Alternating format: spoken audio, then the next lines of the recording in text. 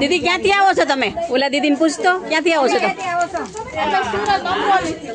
અમરોલી થી. હા, કેવું કલેક્શન કેવું લાગ્યું તમને? કલેક્શન એ સારું છે ને પાછું રિપ્લેસમેન્ટ ફ્રી જવાબદારી આપો છો. નત ગમતું પાછું આવીને બદલાવી જાવ. એવું તો સેલમાં કોઈ નથી. કેટલા મહિના કીધા તમને બદલાવાના? પાછા અમને કીધું 1 થી 2 મહિના બદલાવી જવાનું કીધું ને તમે. 3 મહિના લગી બાકી તો 15 મહિના 15 દિવસમાં કો કેમ કે આ અમારું નથી.